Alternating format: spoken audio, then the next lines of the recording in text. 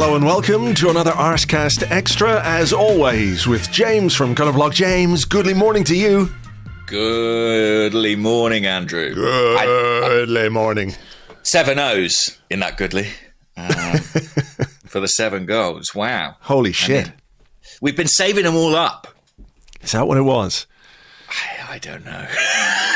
It's so weird. Football is such a fucking weird game, isn't it? Because you have a couple of games where you just don't look like scoring. You draw blanks, you shoot blanks, whatever way you want to phrase that. And immediately your brain convinces you that we're never going to score again. How? How are we going to score again? Look at these players. None of them could score a goal. If you put them, give them a shot from the 6-yard line with an open goal, they'd all miss. That's how bad they are. That's how bad this team is. We will never score again. And then a game like last night happens and you go, yeah, it's easy. Just do that. Just do that. Do that. Dare I reference, Andrew, our exchange on WhatsApp? Sure. The game. Go for it. So I was away this weekend. I was at Disneyland Paris with some family. Ooh la la. And I was racing back in time to watch the game. And I actually got to my house, I think 8 seconds into the game, which I will absolutely take. But yeah, I was texting you saying, hopefully I'll make it back in time for kickoff. And you replied with a heavy kind of veil of irony, well, you wouldn't want to miss all the goals. How right you were. How right I was. It wasn't irony. I could see into the future, like Mikel Arteta. He said he could see it coming. I knew you didn't want to miss all the excitement and all the goals, having endured Leicester away for 80 minutes and endured West Ham and endured Nottingham Forest.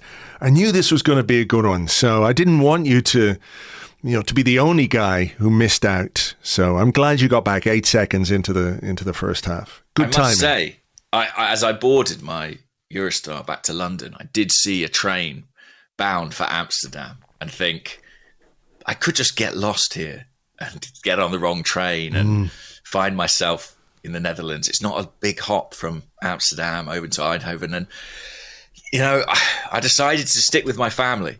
A decision I'll always regret after the events of last night.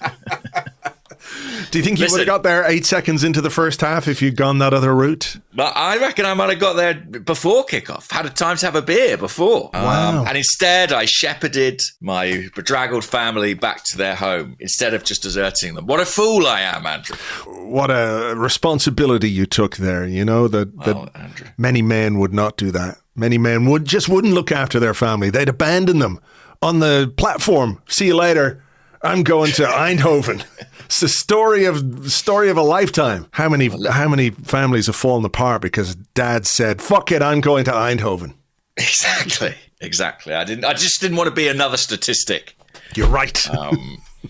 But incredible. And honestly, I thought I was still in the Magic Kingdom, Andrew, when that game kicked off. To be honest, Fantasyland was unfolding in front of my eyes in Eindhoven. To be honest, I will say that over the course of this weekend, I did wonder if we were going to have like a Disneyland Mickey Mouse outfit kind of gag to start the podcast. Okay. Well, it's quite the inverse. Quite the inverse. What's the opposite of Mickey Mouse? It's a place where dreams come true, Andrew. Right. I'm just trying to think what the opposite of Mickey Mouse is, but no, I don't want my brain to go there. I don't think it's fine. It's fine. Yeah. We don't need to.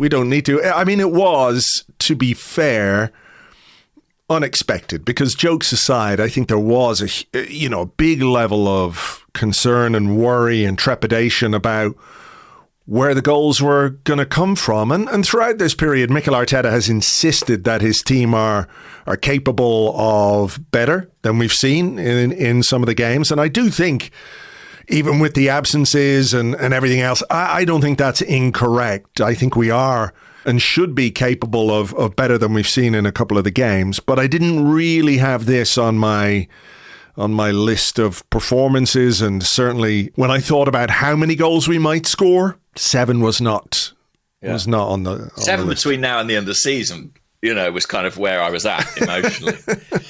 I will say that there was. So I was sort of worried about this game, pretty worried. As I said to a few people, maybe yourself included, what happens if the other team score? We all need to score. Yeah. And you can win the Champions League without scoring a goal and just relying on penalty shootouts. But it's not an ideal path to the final. The one thing that made me think we might be okay, I'm sure you, like me, in the build-up to any big game or European game, get requests from, other clubs, podcasts or websites, or in this case, it was a Dutch newspaper who reached out to me. Yeah, was that the guy? Do you mind if I'm not going to read out his full name, but there was a guy who reached out to me as well. Okay. Way to make me feel second best, Andrew. But well, he did ask for you specifically. Was his name Ryan? Yes, it was. And he found me in the end at Disney. He tracked me down. Because he sent me an email saying, would one of you guys be able to do a preview, maybe James McNicholas? And I said, well, look, James doesn't write for Arseblog. He writes for The Athletic, so you'd need to contact him directly. I said, what exactly are you looking for? And he said, just a kind of short preview for our website. It's the biggest football website in the Netherlands. What's the feeling going into this game? And I forgot completely about it. Okay, well, he found me. Mickey Mouse pulled off his head to reveal he was Ryan Rosendahl. That's the guy. Editor of such and such a publication. Where is he from? I don't know. But, somewhere that made me think, senior editor at Voetbalzone. Voetbalzone. What does that mean, I wonder? It's a hard language. We'll never know. We'll never know. And anyway, he sent over some questions. And while Rocky was napping, I filled them in and fired back. But what really struck me, this probably was on Monday, a lot of his questions were things like, are the Arsenal fans talking a lot about all the problems PSV are having? And I was like, no. We've got enough going on here, buddy. Literally, I was like, that's not even in the conversation because we've got our hands full at this end. But all his questions were kind of framed around like, Arsenal must be feeling this is a great time to play PSV. And I was like, is it? Oh, good. I didn't know. So, yeah, it turns out after last night, I think they're 1 win in 7. Yeah. Which, and conceded an awful lot of goals too along that run. So if we hadn't been so immersed in our own problems, we might have thought, do you know what? Actually, this might not be the worst game for us at this particular point in time. I mean, you went full Boz out last night. I am Boz out, by the way. Boz out. We're through. I'm prepared to say it.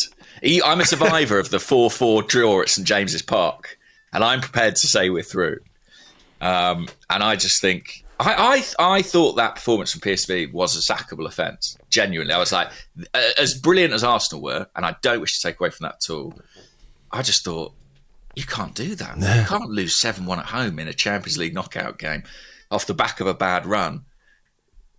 If he's in the dugout next week, you think he's doing well? We could play Butler-Oyedeji in goal, frankly. It was funny on the preview podcast. We were talking about PSV and Lewis, who knows German football well, and Peter Bosz spent time in Germany at Dortmund, Bayer Leverkusen. Lewis, made the assertion that sometimes Peter Bosz, in terms of his own principles and the way he wants his teams to play, could be likened to, or maybe it's the other way around, that there is a sort of, how would you put this, a whack of Ange Postecoglou off him. And I was like, really? Okay. And then last night, I was, okay, I see what he means here. I can see what he means. He was very gracious in his post-match interview, which is unlike Ange Postecoglou, but he also was a sort of shell of a man. And I thought, this is actually quite uncomfortable to watch. When someone's eyes are sort of glazed over. Dead. Like Luke de Jong sitting on the bench. Do you see that shot of him when he came off? He was just sitting on the bench. Yeah. I was like, is he asleep? No, his eyes are open. But actually, my dog can sleep with her eyes open sometimes, which is quite disconcerting. And I thought maybe you know, he was a bit like Lana. But no, I think he was just drained of all life, having been on that pitch during that game. But I do think it is, as bad as PSV were and as good as we were, I do think this is an interesting game because it wasn't like it could have taken a different path. And we had a little message on Blue Sky from Haider Javed, who's hj14.bsky.social, and he said, as impressive as the win was, the game may have transpired differently had PSV scored first. Our Premier League record when scoring first, Arsenal, when we score first, played 17, won 12, drawn 5.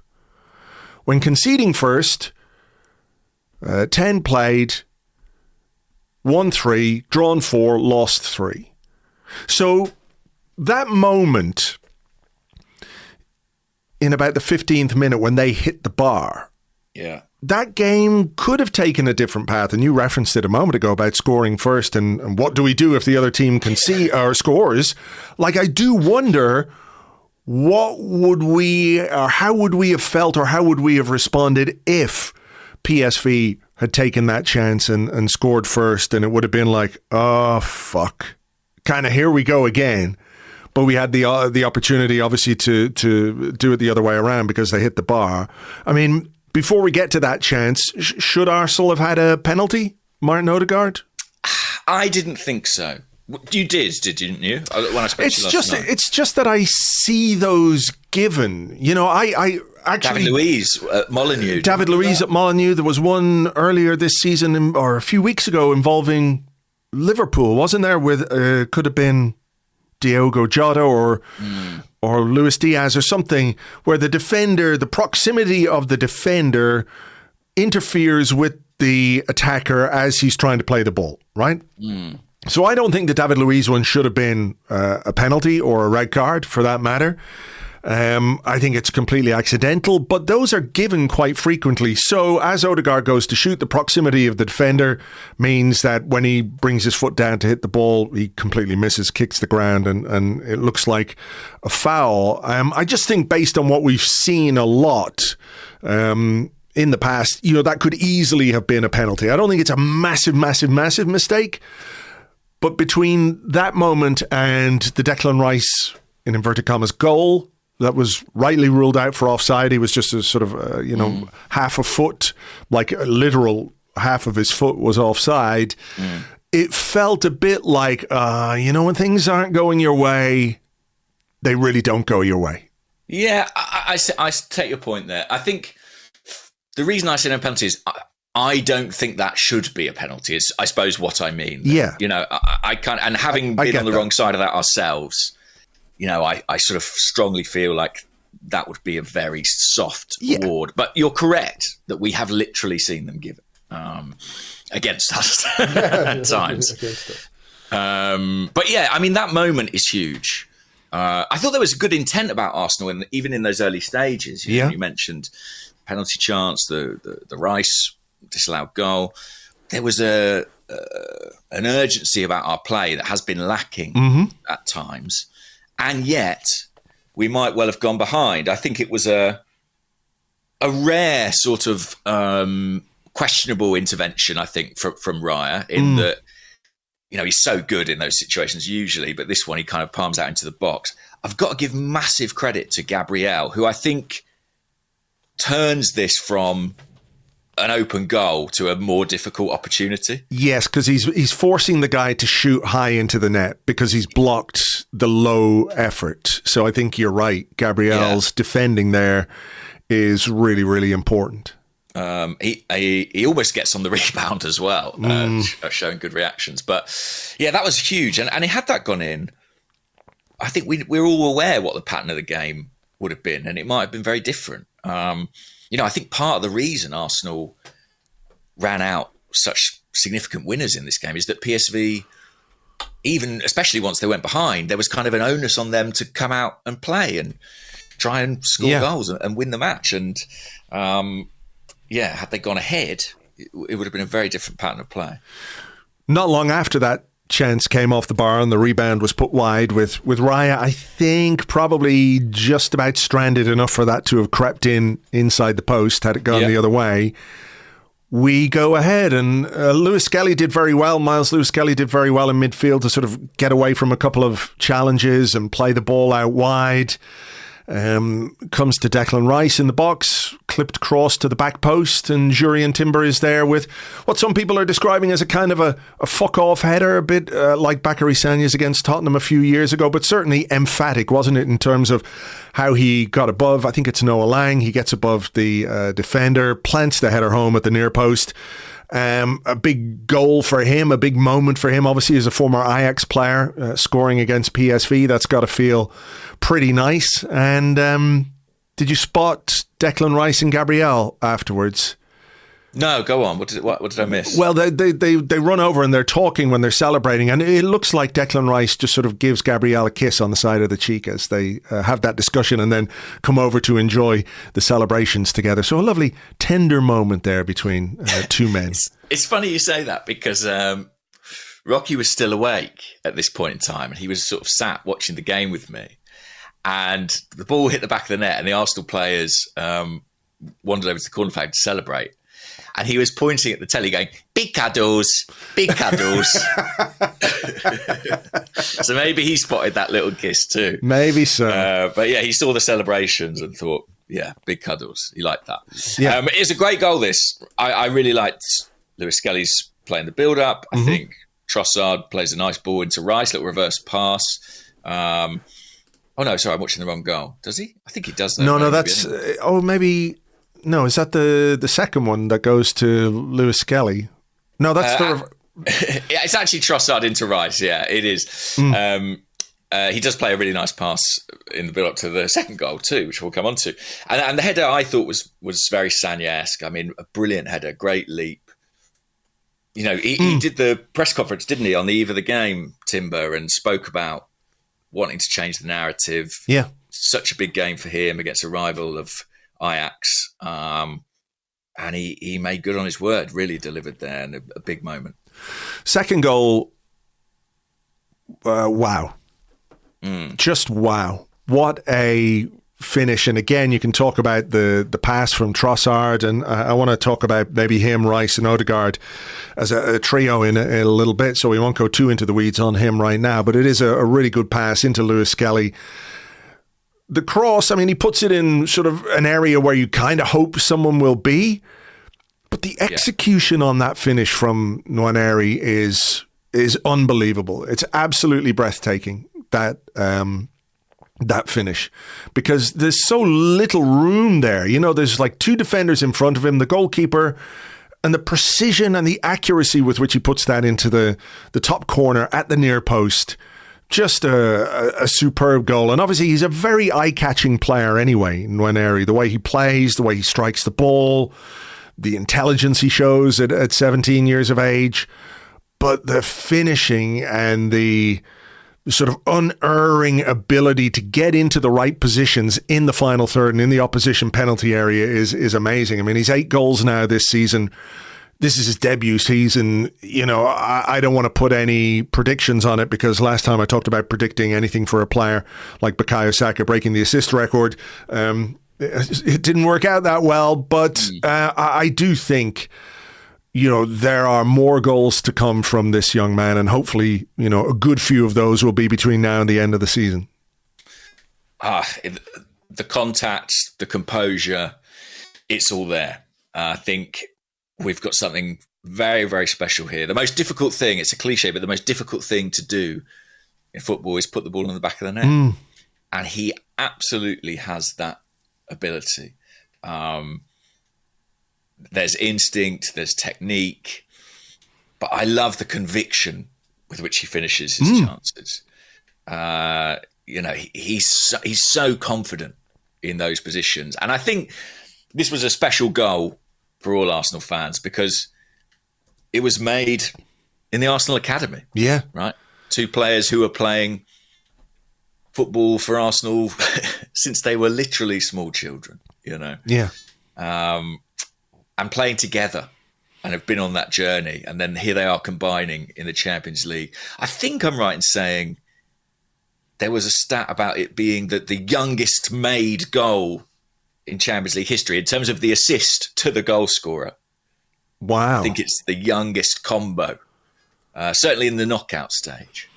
And a really special moment for those two guys. You know, it's great. It's by the way, it's great build-up play as well. Trossard does play that delicious through ball. Lovely little sort of feint from Lewis-Skelly to go on the outside. Gets the ball across. It takes a nick on the way, but you couldn't tell from the way Nwaneri just steps onto it. Well, that's what I was just going to say. I've been watching it here again as we've been talking, and it's just this little bobble, and he catches it so cleanly on the half volley. The quickness of his feet to adjust and apply that finish is amazing. It really is. Yeah. And good luck to any goalkeeper who gets in the way of that. Yeah. Wow. To go back to my sort of most reductive form of analysis, we have been talking about ball striking and people who put their foot through it and finish with that degree of confidence. And he has all those attributes. Yes. And like you say, an amazing moment for him and for Lewis-Skelly to combine. I think I saw something about it being the first time two English teenagers have ever combined for a goal in the Champions League knockout stages. So there you go. You go. Yeah, the list of the youngest Champions League knockout stage goal scorers is quite something that Nwaneri finds himself on. I mean, you've got Bojan on there, who I know he ended up at Stoke, but was a very big prospect at the time, 17, scoring for Barcelona. Bellingham at Dortmund, Musiala at Bayern, Mbappe at Monaco, and now Nwaneri at Arsenal. So that is some company to be in. It sure is. It sure is. Right, let's talk about another incident in the game, which I think we have to acknowledge we got a bit fortunate with, or a lot fortunate with, and that is Lewis-Skelly's involvement in what should have been another red card incident. Now, I think his first yellow is a bit soft, to be honest. I think the way De Jong plays, and he tried this with Gabriel a couple of times and just didn't get away with it because Gabriel is too strong and has too much experience for him. But what he does is sort of stick close to his opponent and then try and initiate a bit of contact, right? And work his way to a free kick in a dangerous area. He's using all his experience and centre forward experience to do that, because I guess that's a part of maybe where PSV are strong. So I think he kind of buys the free kick for the first yellow. And I think it is just a little bit unfortunate for Lewis-Skelly to get booked there. However, there can be no, I don't know if I want to use the word excusing, but to make that kind of a challenge, having just been booked a couple of minutes earlier, I love him. I love the emergence. I love the way he plays. I love the character. I love the personality. But I really didn't love that, because I think, you know, I don't know if he has a rush of blood to the head, or if he, you know, if is nobody on that pitch telling him, don't do anything silly, don't lunge in, you know? It's as clear a second yellow card, I think, as you will ever see. And we've had our gripes about referees this season. I think in this case, we have to acknowledge that we got away with one. PSV can rightly feel aggrieved by the fact Lewis-Skelly wasn't sent off. Is that fair? Listen, certainly a lot of referees would have sent him off in that position.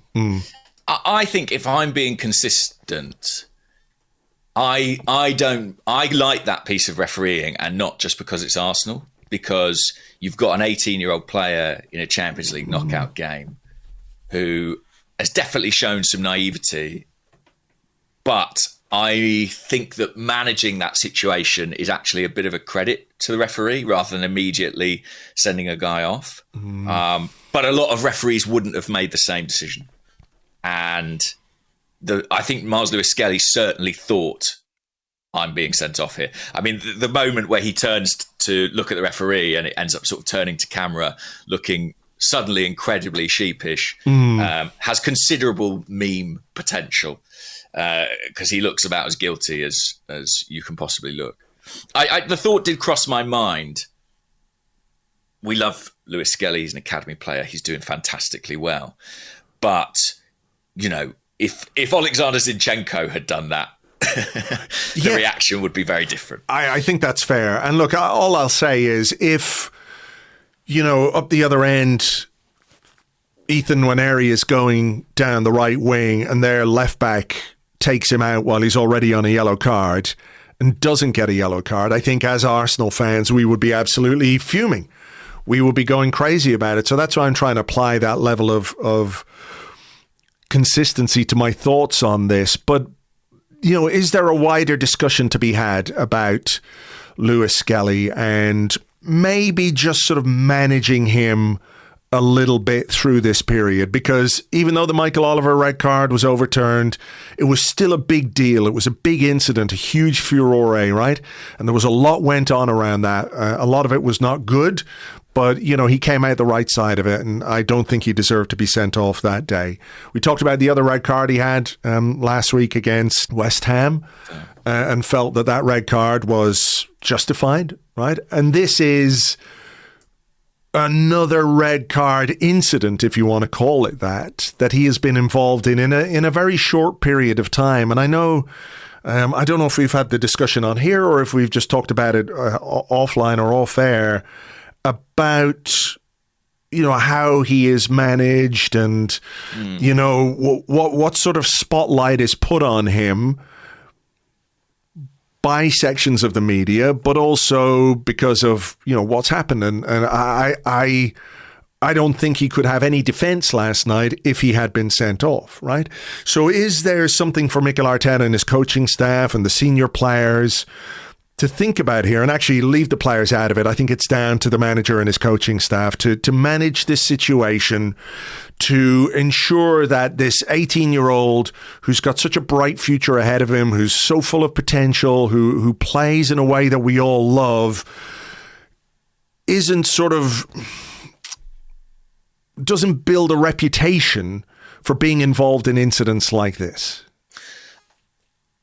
Yes, I do think that. The problem is, I don't know if you recall, but against Nottingham Forest, we played our other left back and we had to bring him off at half time for a booking that we picked up. Sure. So I'm not sure, between them, there's a super reliable option on that front. I think they both are prone to those lapses. And I think the way I always said when Zinchenko was getting hammered, that it's as much a function of the way we ask our left back to play, sure, as it is down to that individual. And I think when you look at what's happened with Zinni, you look at what's happened with Calafiori, you look at what's happened with Lewis-Skelly, I think there is a consistency across those three that goes beyond some sort of fundamental flaw they have as players. Well, it's the time that they're asked to spend high up the pitch in midfield areas means that there is space for the opposition to exploit down their right-hand side. Yeah. And I think it puts really serious demands on them that are difficult to fulfill, especially if, in fairness to Myles, you're an 18-year-old player who's only been playing at left back for the last 12 months of your life. That said, I do think that I sort of wish for Myles to have a quiet few weeks. I think I said that after the West Ham game. And it's difficult because he was brilliant with what he did on the ball in the game, and he plays on the edge. That is his personality. And the conversation I imagine that Arteta is having with his coaching staff is, how do we manage this without tempering the very sort of vivaciousness and personality that makes him who he is on the pitch? Yeah, I get that. I think the obvious answer is in a situation like last night is that you don't make that kind of challenge the second challenge, right? Where, look, I know he's desperate to defend and desperate to stop the cross, but you can't lunge in like that when you've just been booked a couple of minutes earlier. So I think it would have been brought off. To be honest, as soon as he got the booking, in some respects, his number was up, I'm sure. In the same way that Calafiori was taken off at half-time against Forest, I thought if we get to half-time and Lewis-Skelly's on a booking, he's probably coming off here. But we can't keep doing that, can we? We can't keep... I know we're frightened and I know we're battle-scarred, if that's the way to put it, about red cards this season, but we can't just take our a player off every time they get a booking. I mean, Partey got booked and stayed on for most of the game. Is it about the position? Is it about the manager's belief in that player being able to avoid a yellow card? And like you say, in Lewis-Skelly and Calafiori, what we have are two players who are new to the team and new to new to this, well, in Calafiori's case, new to the league, et cetera, et cetera. So is it a case of like once they get more experience, we can trust them to deal with the yellow card, whether they get it in the second minute or the 30th minute, whatever? I hope so. I mean, they're both young. We think of Lewis-Skelly as the young one because he is so young, but Calafiori is still, what is he, 22, maybe 23 now? He was the third youngest in the team last night after Nwaneri and Lewis-Skelly. There you go. I do think it's something that's worth looking at and the management team kind of focusing on, because there's a very good chance that next season they will be our left backs and that will be it. As much as we joke now about how many, did we have about 5 left backs on the bench yesterday and most of them came on. But the likes of Kieran Tierney, we know he's going. I think Zinchenko will probably go. Jakub Kivior will probably go. Takehiro Tomiyasu is not going to be available till the turn of the year, we think. So, they are kind of going to be it, you would imagine, moving forward. Yeah. It's definitely something that needs to be addressed. You have to think, given Myles' age and his relative inexperience, it's an area where he can improve, but it's also an area where he needs to improve. Very, very different player and a very different calibre of player. But I remember, do you remember Emmanuel Frimpong when he came into the team? And there was this slight sense of him just being sort of a wrecking ball at times. And I think Myles is much more disciplined and considered about how he applies his physicality. But I'm not sure, as well as the injuries, that was something Frimpong ever really tempered or got under control. And I think Myles will need to fulfill his, and frankly, enormous potential. Yes. Was Arteta just finally on this? Was he right to take him off when he did? Yeah. Yeah. For me. Yeah, for me too. He was, and for me too. And that will probably hurt the player. Of course. I saw at full time Myles was having a laugh doing his warm down on the pitch, but that's probably a bit of a brave face. He would have wanted to be part of that for longer. As much as he would have loved that moment, set up that goal for Nwaneri, he wants to be out there for more time. And so I'm sure, knowing his character and knowing the sort of guy he is, he'll be as determined as anybody to put that right and ensure he can stay out on the pitch. Like, it doesn't take much to have a conversation about this and learning how to manage those situations, as an 18-year-old, is part of how you grow and how you develop. And I think it was as much for the players' protection as it was for the team as well. Yeah. So that's kind of how it's played out, and that's, I think in the cold light of day, I'm sure he understood it at the time. Actually, I'm sure in the cold light of day he understands it even more. And if that means, in a scenario like this, he decides how he makes a challenge, then that's progress, isn't it? That's development. Yeah, something to watch for sure. All right. Well, look, we had this sort of weird VAR check with the Mikel Merino goal, where he looked offside in the initial phase of the move. But I guess, and I didn't see any official explanation about this, but it must have been about phases of play and the fact that PSV had the ball and sort of kept kicking the ball off each other, and then that one guy just looked at the ball and fell over. Well, on TNT, and not TNT, it was Prime actually, wasn't it? TNT, the real losers last night, having not had this game to broadcast. But they said it was all about the initial through ball to Merino. Is it from Timber? Mm-hmm. And basically, the officials ruled, because Merino's offside at that point when Timber plays him the pass. Sure. But the officials' judgment is that the interception by the PSV defender is a deliberate playing of the ball. Okay. And therefore, Mikel Merino is not offside, as I understand it. Wayne Rooney said, I think that's a bit of a joke, that decision. And I have to say, I think I might agree in that the player's not even looking at the ball. So how he can be deliberately playing it there, I've got no idea. But no complaints from me. I mean, we spoke about PSV's performance. This was the goal they really gifted us, I think. Just incredibly bad defending, but good sort of, tigerish pursuit by Timber and Merino, and really happy for him to get a goal because I thought he had a good game up front. Merino? Yeah. Yeah. I agree. I said this in my post-match video, but I've seen actual centre forwards have much worse games for Arsenal than he did last night. For sure. Tidy finish, makes it 3-0 with thanks to VAR in the end, and that's a very comfortable position to be in. Then we sort of handed them what could have been a lifeline with a penalty. Thomas Partey conceding a penalty, which they scored.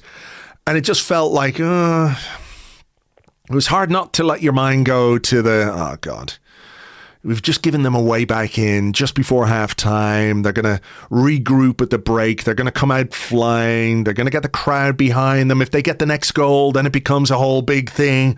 What did we do giving away a silly penalty like that?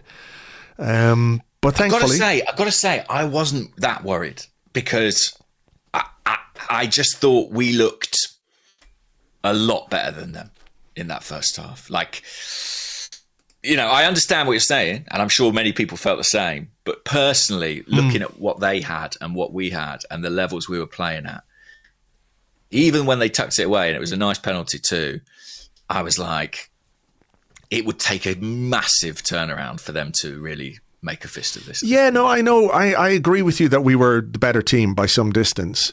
It's just that the craziness of football is... Totally. I mean, I spoke about Newcastle 4-4. Anything can happen. Arsenal just scored 3 goals. That's as crazy as it gets. Yeah. We can't possibly score more. No, we've used up all our goals, now we've let them back in. Can we hang on to this 2-goal lead? And they had a chance as well, didn't they? Just before half-time, a header. De Jong.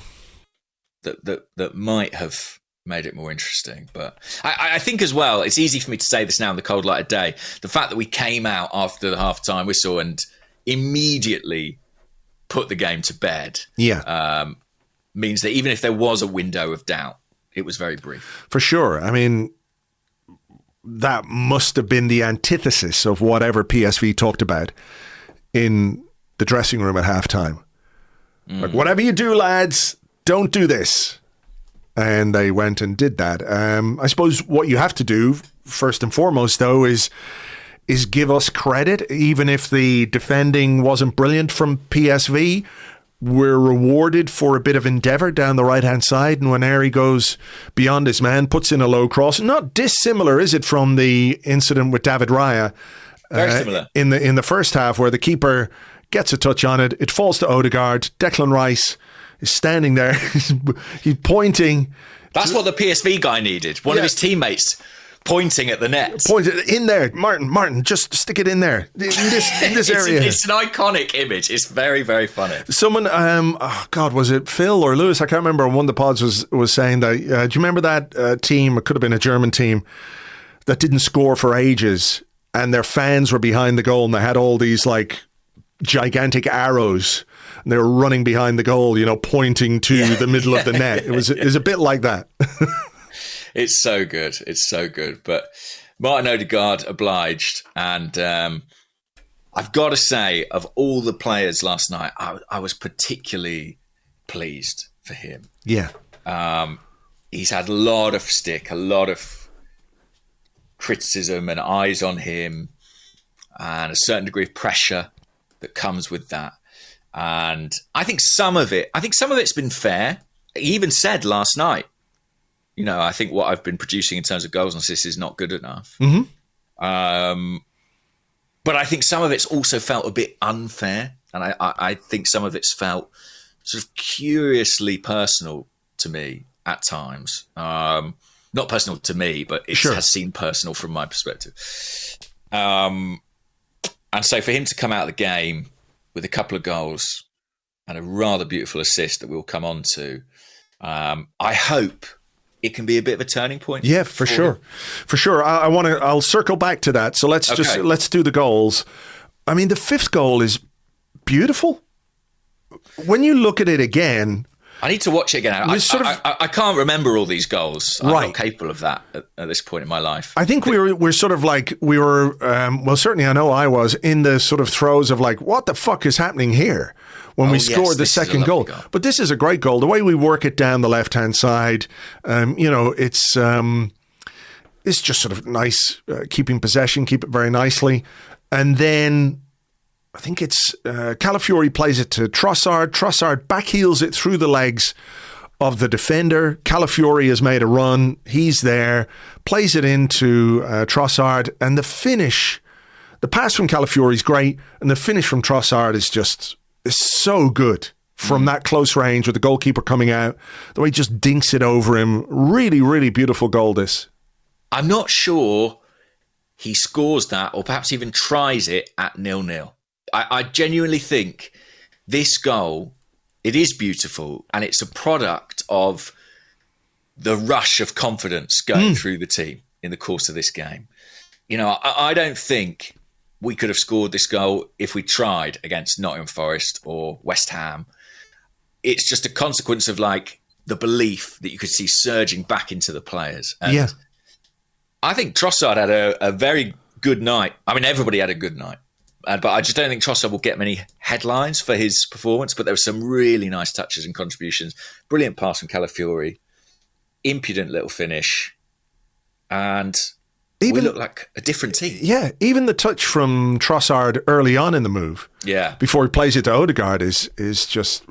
he tries that stuff, to be fair, even when we're not playing particularly well, but when everyone around him is a bit more on song, those things tend to come off quite well. But I think that's a really, really lovely goal. That's 5-1. That is game over, basically. We made some changes, obviously. The sixth goal, I mean, if you give Martin Odegaard time and space to run into, he's going to love that. Doesn't get a lot of it. Doesn't get a lot of it, no. And we talked about him over these last few weeks with regard to some of the criticism of him and his end product. I think part of what we discussed was, is he getting into those positions? Is he getting into the position to have the shots on goal or apply those finishes? And I think what was obvious to me anyway last night was Odegaard was instructed very clearly to play higher up the pitch. That there were times occasionally when he dropped deep to pick up the ball, but you could almost see him realize, oh yeah, shit, I'm not supposed to be here actually. And he'd sort of tear back, higher up the pitch to give us that outlet higher up the pitch. And I've lost my train of thought here, but the sixth goal, I guess, is a consequence of PSV having no midfield to speak of. And Odegaard just deciding, okay, I'll take the ball on, I'll have a go. Keeper probably should do better, but you get rewarded when you give it a go. So that's 6-1. I'm not really sure what the keeper is up to on that one. I don't know if it takes a tiny little nick or something, but I wonder, because as he hits the ball, it kind of sits up. So I just wonder if there's a bit of swerve on it that we don't really see from behind or from the angles that we have on TV. But you'd be unhappy if your goalkeeper let that one in. Yeah, I'm just watching the PSV. I don't think it catches the guy's leg who sort of hangs a leg out to block it. I think it might just be the bounce on the ball, like you say. But yeah, leaves the keeper pretty stranded. And yeah, pleased. So, like I said, so pleased for Martin Odegaard. So important that he's productive in what remains of this campaign. Yeah, absolutely. And the seventh goal, I guess, the pass from Odegaard is sensational. It's just an unbelievable pass, and it's one of those where you don't necessarily appreciate how good it is until you see the slow motion replays and the technique with which he hits the ball. Yeah, I don't think I can kick the ball like that. No, I mean, you're a golfer, so you'll appreciate. Yeah, little chip and run kind of thing. Yeah, delicate shot, and how mad that what we've got there is a left back going through on goal in the right channel. And I had absolutely no doubt that he would score. I mean, that movement that run and finish from Calafiori is as good as you will see from any centre forward. Pick a centre forward of your own choosing, one of the greats, whoever it might be, and they pull that goal off, they make that run, they apply that finish, everyone's going, that's class. That's just, that's the guy he is. He's shown us that over the years with his finishing, etc., etc. I mean, it really is a great finish.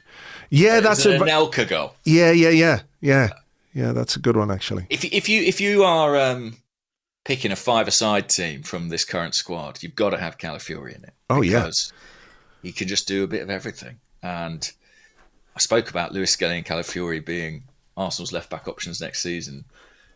We're blessed with a lot of talent in that position. For sure. I was watching that move being like, is Calafiori playing up front? Like, it was kind of extraordinary to behold. Yeah, because Tierney had come on and he was playing on the left wing. And I'd sort of lost track of positions at that point. Yeah, me too. But I noticed Tierney was sort of in a more traditional position, and Calafiori was like, well, fuck it, we're 6-1 up. I'm gonna have a bit of fun here. And yeah, I mean, it's just a great run, and the pass is brilliant, the run is brilliant, the finish is brilliant, and it's a great way to round out what was the sort of night that Arsenal collectively, and certainly a few individuals, absolutely needed. Definitely. Just fantastic, really, and a record-breaking night in terms of our biggest away Champions League win. First time we scored 7 goals under Mikel Arteta. And fantastic. I mean, kills the tie, makes what looked like a very tough schedule over the next couple of weeks a little bit easier, I think, and more straightforward with that home leg. And just lifts the mood and the spirit. I think that's the biggest thing. Yes. Really, is for the fans and for the supporters, just putting a smile back on people's faces. Yeah. I remember a 7-0 win back in the day against Standard Liège. Eddie McGoldrick scoring a brilliant goal on the break for Arsenal. Not saying Riccardo Calafiori is Eddie McGoldrick or anything like that, but in terms of the quality of the goal that was scored to round out the scoring, there is a sort of a slight through line between them. Before we go on to questions and what this might mean and expanding things out a bit, I did just want to talk about, you mentioned Odegaard. I think it's a great night for him. The first time he's had 3 goal involvements in a game for Arsenal, which is really hard to understand, isn't it? Because it feels like that's something that that must have happened before now, but according to the guys at Opta, that's not the case. So 2 goals and an assist. I think Declan Rice was excellent. Could have scored, had one shot really well saved. His corners were great. He sort of strode around the pitch like a colossus. His set-piece delivery was really good. Trossard, as we said, if you want to go a bit Alexander Hleb on things, he was dishing out the pre-assists, but just a really lively performance from Trossard. And I think over the course of the last few weeks, we've focused quite a lot on what we're missing and what we don't have, and that's obvious. But I think perhaps maybe the bigger disappointment for me is what we haven't been able to get out of players who I think are capable of more. So for me, I think the most important aspect of last night, beyond, obviously winning the game and pretty much securing our passageway into the quarterfinals, was the fact that Odegaard delivered, Rice delivered, Trossard delivered. And, hopefully this was like, whatever was sort of blocking their end product is now gone, and it can give them the confidence and the team the confidence to keep this going, because it becomes a psychological thing in a way, doesn't it, where you don't score or you struggle to score. And I'm sure the players understood that 80 minutes against Leicester was a bit of a chore, and it was hard to break Leicester down, and Mourinho came up with the goods in the end. But the confidence that you get from those big experienced players delivering, I don't think you can talk about how, let's say, younger players like Nwaneri, Lewis-Skelly, Calafiori even have been able to deliver without also acknowledging the role that those experienced players played in that, basically played in that. Yeah, definitely. And on the one hand, I feel like, to what extent can you take this back to the Premier League? Because do you encounter teams who play in the way that PSV did, or who have that sort of onus on them to come out and attack? I think the Champions League has suited us better at times in the past couple of years, because we maybe see a bit less of the low block. But I look at our next couple of league fixtures, Manchester United and Chelsea. Those are teams, theoretically, that should come out and play, that should be a bit more open. And I'm not saying we're going to put 7 past them, but I will say that Manchester United fans will have been watching that Arsenal game and seen that result come in, and I'm sure feeling a bit of trepidation about the weekend. And I'm feeling a lot more positive about it than I did previously. Absolutely. And United, of course, have a game on Thursday. They're playing Real Sociedad in the Europa League. So, we've got a couple of days more to rest, and we don't have the fatigue going into this one. And look, United might have a big result as well, and it might give them a confidence boost. The other side of that is that it might not go well, and they've got heavy legs going into Sunday. But look, we can talk about Sunday a little bit later in the week. Unless there's anything else from last night you want to touch on, we can take a little break. Yeah, I think let's take a break. I think we've covered we got through the goals. That was the main task. Yeah, wow. Enough of those. It takes some time. So yeah, let's do some questions. All right, we'll be back with your questions and more in part 2 right after this.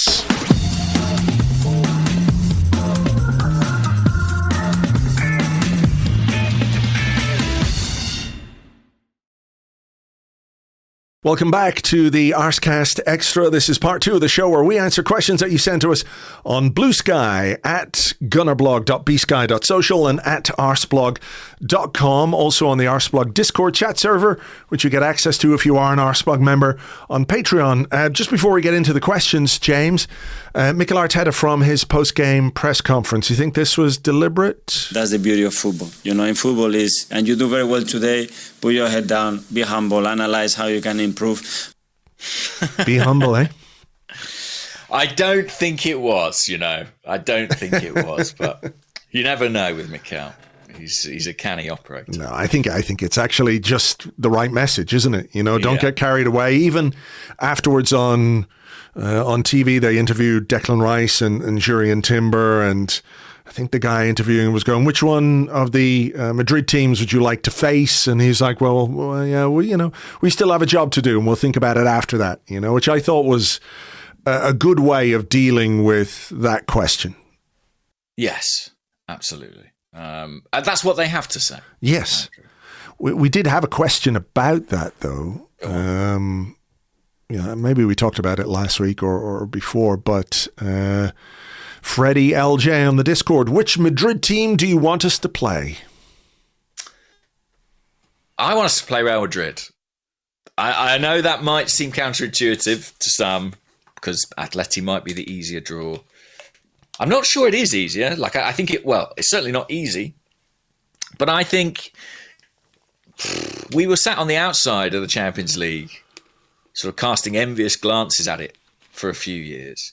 And I think the reason you want to get back into it is for nights like Arsenal versus Real Madrid at the Emirates Stadium.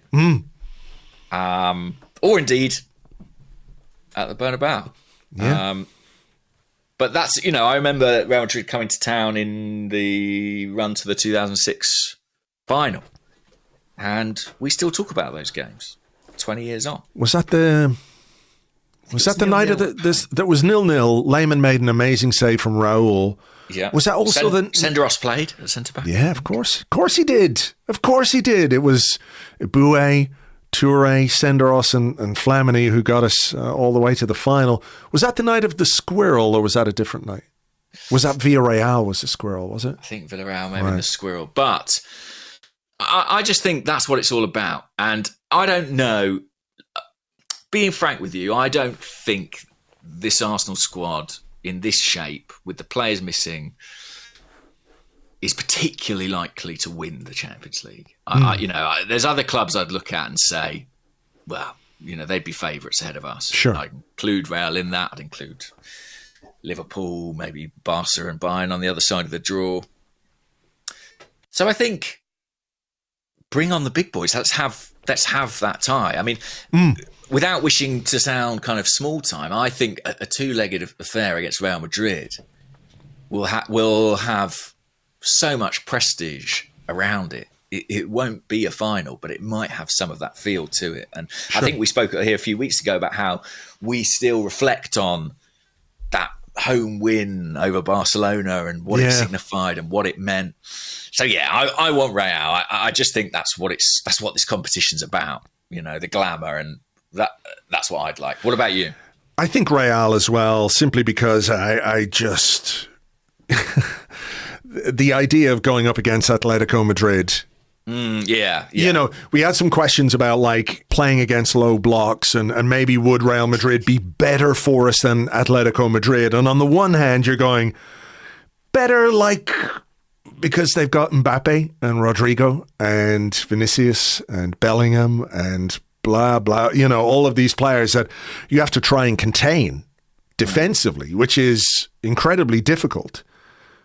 But is it better for us in the sense that they're definitely going to come out and play and they're not going to make life as difficult for you defensively as Atletico Madrid would under Diego Simeone? I think you said last week or the week before about like the Porto game, was it last week or last year? And like, if that's, what you get from Porto, it's going to be like double that when you play Atletico Madrid, who I think, are a great team, obviously, but play in a very different way from Real Madrid, and who, it'd be a real chore, I think, to play Atletico Madrid. I can see the logic, even though I think in terms of attacking talent, Real Madrid are better than Atletico.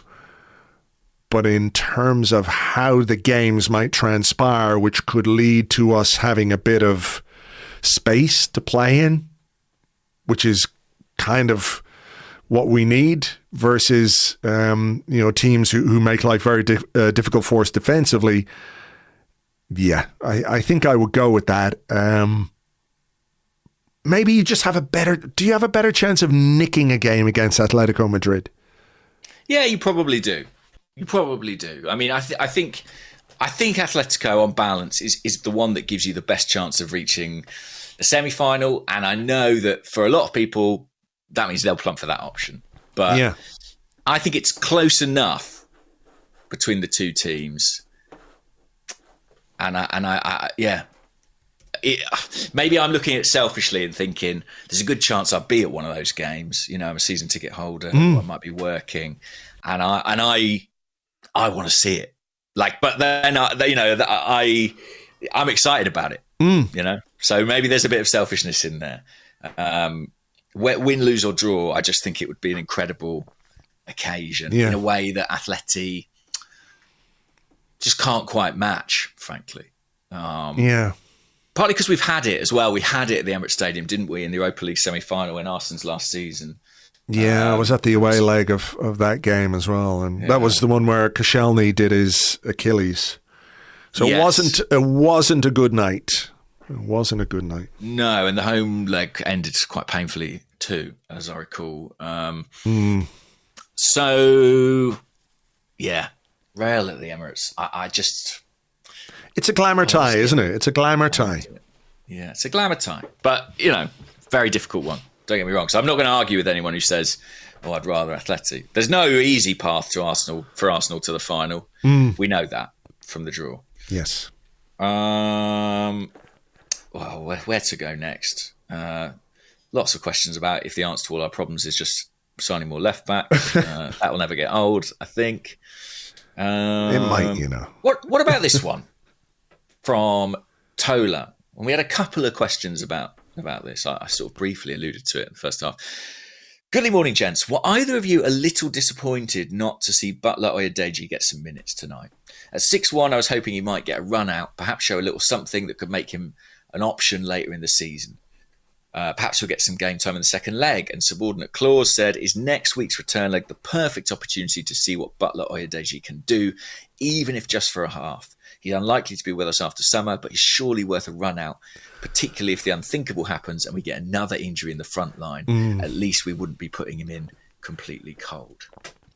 I wasn't disappointed last night, to be honest, because when he made his final two substitutions, it was Ben White, who I think needs minutes, and Kieran Tierney, who, look, we know he's not going to be with us, but he might be a player we need over, the next couple of months. So I wasn't disappointed in that sense, because I can understand why you would give those minutes to senior players who you're probably going to need and who are, in terms of the pecking order, a bit higher up than Butler-Oyedeji, right?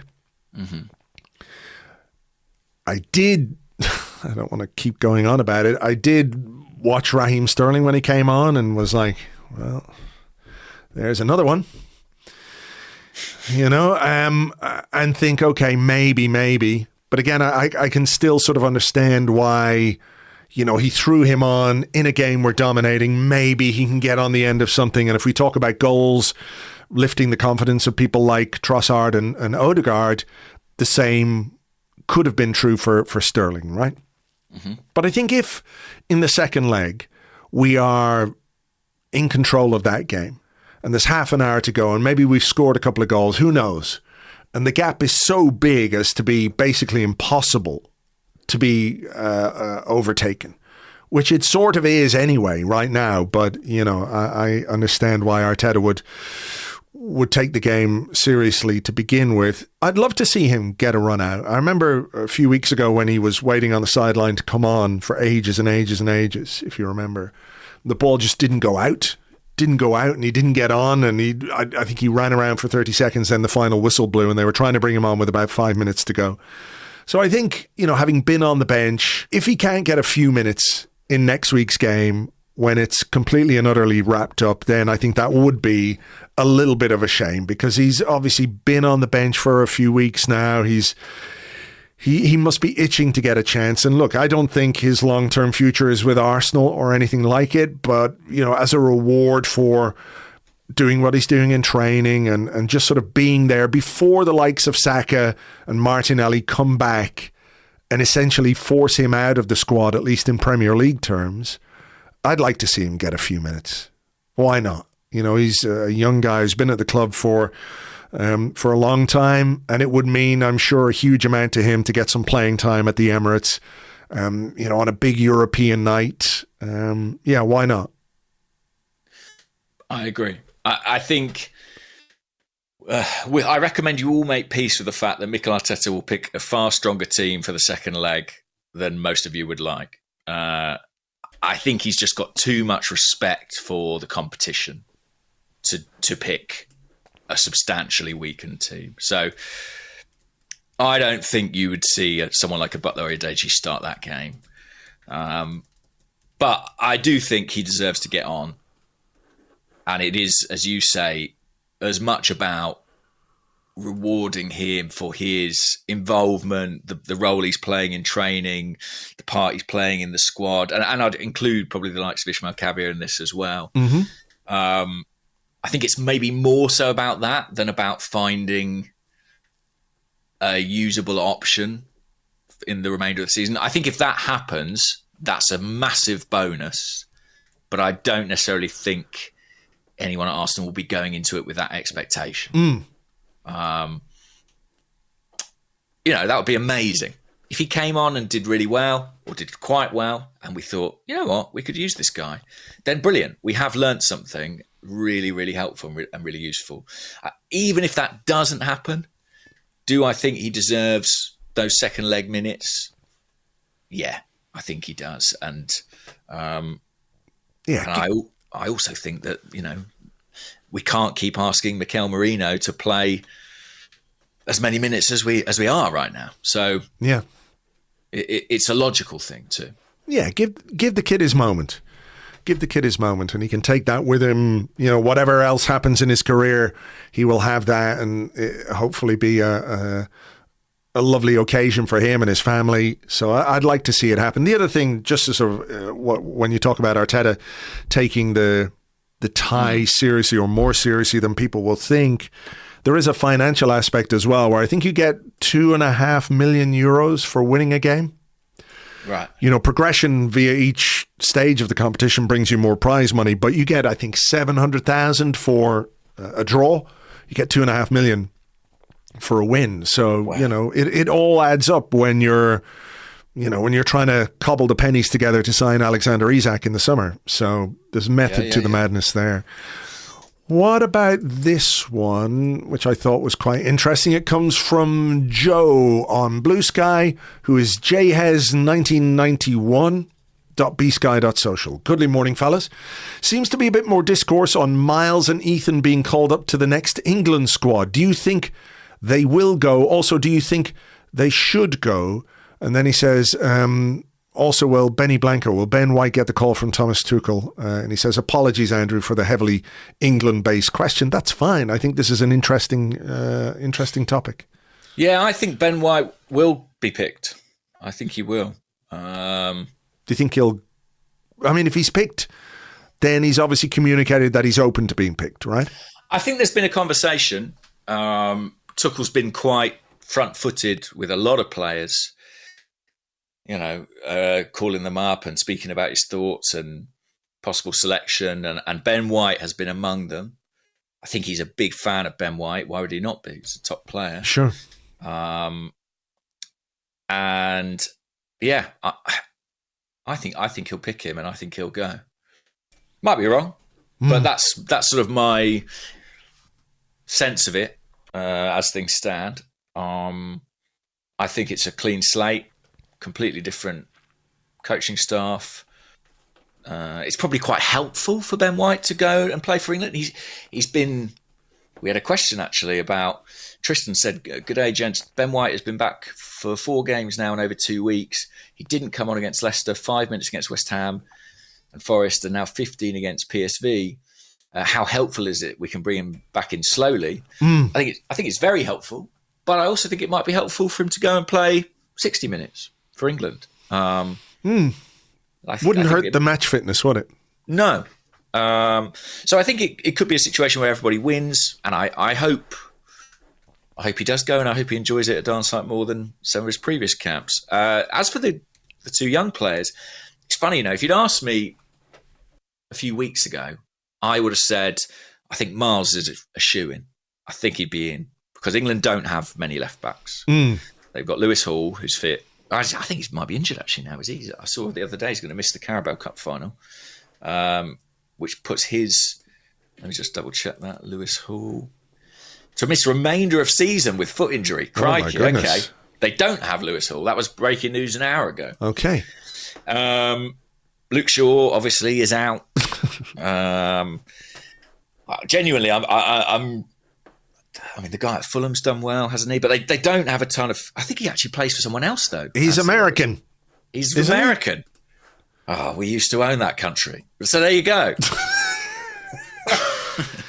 They're good old days. Soon it'll be the other way around. Yeah, it will. Well, effectively, yeah. Basically, we don't have a lot of left-backs. And Myles is doing really well. Sure. He is for now a left-back. If you asked me a few weeks ago, I would have said he'll be in and Ethan won't make it.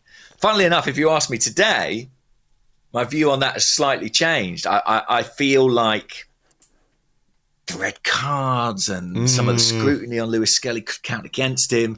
And I feel like Ethan's at a point where he's got a lot of momentum and is potentially undeniable. I mean, I was watching Theo Walcott and Wayne Rooney talk about him on the TV coverage last night.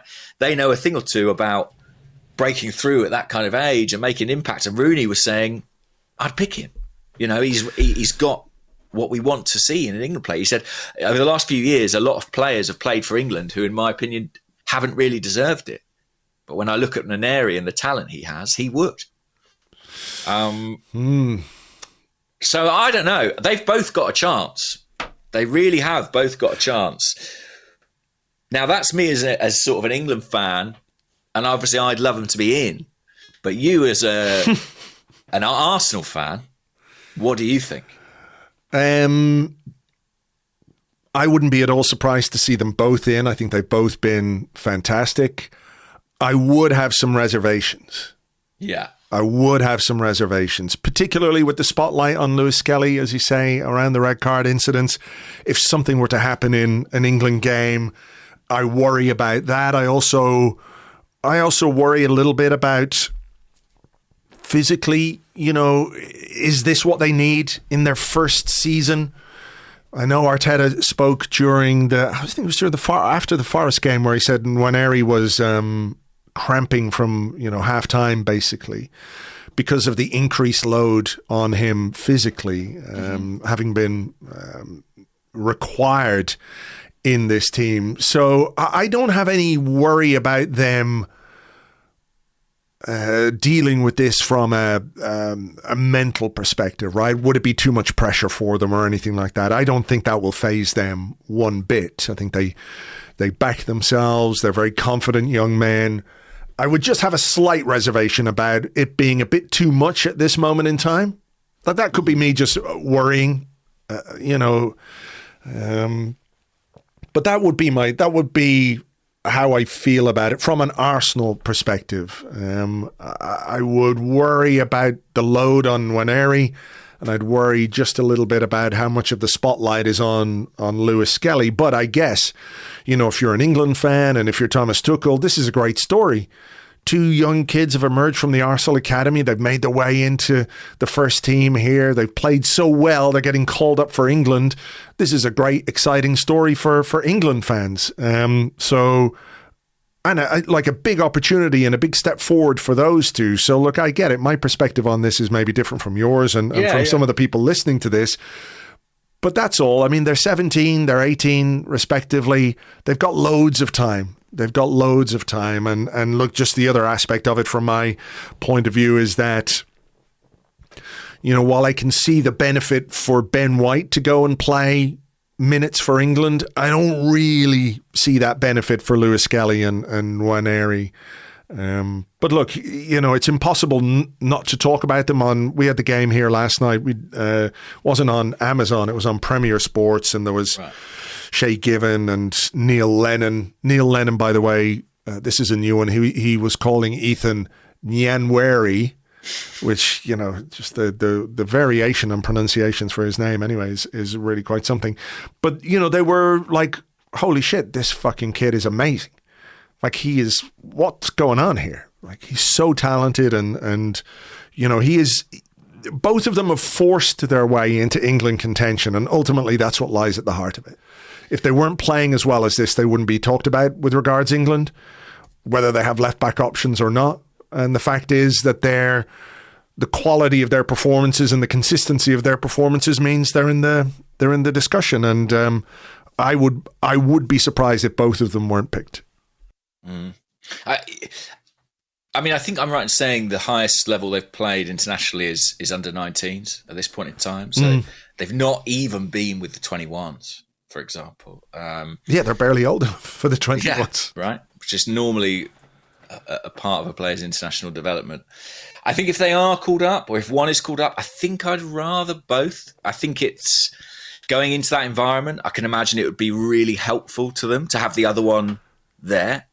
They will have Rice. They will have that's true. Maybe Ben White. They will have, a former Arsenal. Oh, will Aaron Ramsdale be in there? Probably not, actually. I don't know. I think he might. I mean, there's not a ton of English keepers playing particularly well either. Yeah. But yeah, let's see. I have the same concerns and worries as you. But in talent terms, I think they are becoming difficult to deny. That's for sure. What else have we got here? Yeah, that was a question about Nwaneri and minutes, so I think we've kind of covered that Cactus Lizard said, "Good morning, guys. It looks like Timber is getting lots of praise from the Dutch media today, and rightly so. I thought he was one of the standout players in the first part of the game before we ran them ragged. In a similar puzzle to Nwaneri Saka, how can we accommodate both Timber and White?" Stop worrying about it. Yeah. Just stop worrying about how do we deal with the problem, in inverted commas, of having two good players for a particular position. Because part of our problems down the years have been not having those players. Competition is good. Depth is good. Not having it is bad. We have it in some positions. We probably need to sort it out in a couple of others. But don't worry about it. The best guy for the best game will play, or the guy who's in form will play, and then the other guy's got to fight his way back into the team. Or, we can get more out of Jurrien Timber and Ben White by using them properly in tandem than just playing one of them over and over and over and over again. Why has Ben White been missing for so long? Because we didn't really have a good option at right back available to us. Partly because of injury, obviously, with Tomiyasu, and Timber got his ACL in the first game he played for us. So it wasn't as if we didn't try and have it, but we just didn't have it. So Ben White has to play all the games, and then eventually has to get surgery on a knee problem. Now he's back, and, Timber can play 60 minutes of this game and 30 minutes of the next game, and Ben White can start the next game, and Timber can come on for the last 20, or, whatever it is. I don't really worry about that in any meaningful way. I'd just be more worried if we're looking at Jurrien Timber in a season after an ACL and we don't have anyone else to share the minutes with him, which we haven't had for, a few weeks now. So we've come through that. We now have Ben White. We now have Jurrien Timber. Lie back, relax, have a cup of tea and a biscuit, and don't stress. Totally agree. Another very important question on Ben White from Burkamp's FIFA Road to World Cup 98 avatar. Says, "Goodly morning, gents. It seems that Ben White's shorts keep shrinking with every appearance. How soon do you think it will be before the powers that be, for the sake of decency, will be forced to introduce a minimum length rule?" Wouldn't surprise me. Ben White and his Speedos. It does feel like it's headed that way. There's a great picture of him and Kieran Tierney waiting to come on. Yeah. And Kieran Tierney looks like he's wearing trousers next to Ben White. He looks like a 1920s footballer, doesn't he, Kieran Tierney, beside Ben White? Just flashing a little bit of kneecap. To be fair, though, if you remember the 80s and the 90s and the short shorts back then, Ben White is, he's just paying homage to those guys a bit, Ben White's socks are very high as well. His socks are well above his knee. Maybe he just has gigantically long thighs, Ben White. Like a tiny torso, but immense thighs. Maybe that's what it is. Maybe. Look, I'm not complaining.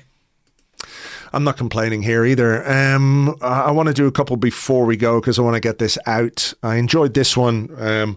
You don't have to answer. It comes from Al Wayne 75 on Blue Sky. He says, "Good morning, gents. Given the way he uses fullbacks, do we give enough praise to Andre Santos for teaching Arteta the ways of the false three?"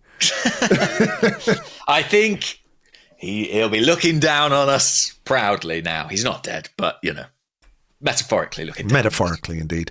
I also like this one from Matthew Miller, who's at kingclovis.bsky.social. He says, "Is Mikel Merino the bizarro Joe Linton?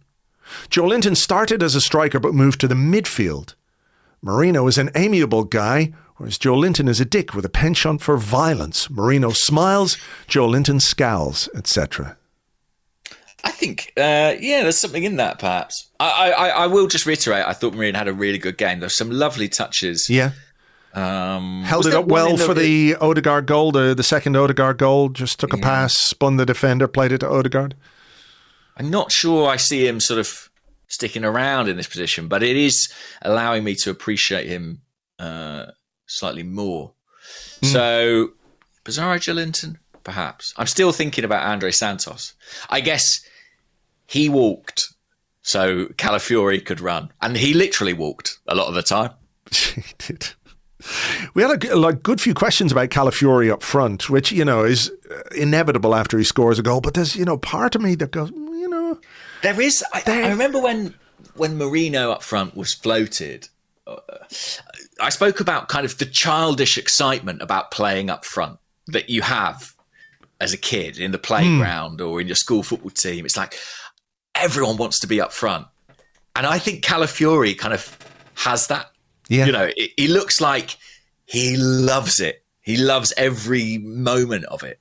And yeah, listen, I'm not averse to seeing it. It's great as a defender when you get a chance to play up front. Like, it's happened to me a few times in my footballing career where there's just nobody to play up front and you're like, well, I'll give it a go.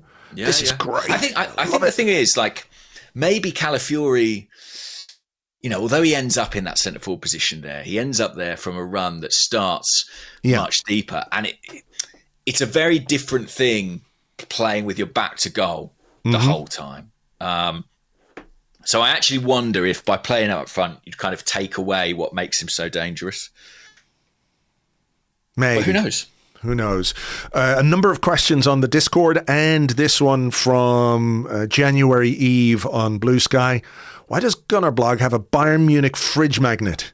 They spotted this in your On the Whistle video. Yes. And the people, James, are demanding an explanation. What's going on here? Basically, since my son was born, he loves fridge magnets. So, because he can access them and he likes sticking them on the fridge and then often hiding them under the fridge. And then they disappear forever. So everywhere I go, I buy him a magnet. And in Munich, and that's the other thing. There's one other thing about it is that they have to be like silicone, because if they're like ceramic, he'll smash them. Right. So in Munich, the only kind of silicone magnet I could find at the airport was a Bayern Munich one. So that's what we've got. All right. Fair enough.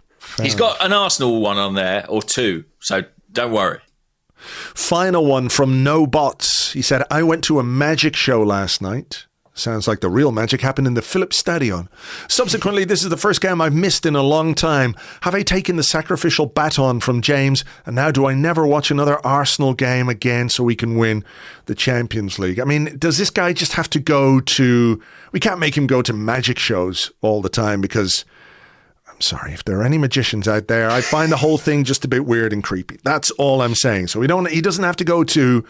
a show where the woman gets cut in half, etc., etc. But, does he need to do like a West End musical, then a community theatre show, something like that? I think so, yeah. I think or he needs to get like a job in a theatre. You know what I mean? Just quit his career, whatever it may be. Like that singer, what's his name? Usher. Yeah. Yeah, just become Usher. There you go. Champions League is ours. Real Madrid, Atletico Madrid, doesn't matter. No Bots is going to sort it out for us. Okay. Cheers, No Bots. All right, look, we had better leave it there for now. Thank you as ever for being with us. Thank you also for, being patient during this weird week where the podcast schedule has been a bit odd because of, when we've been playing, the fact James is away, etc., etc. If you want to look ahead to the game against Manchester United with us on Friday, you can do that over on Patreon. We will have our full preview podcast. You will have heard the one that we made free this week to everybody ahead of PSV.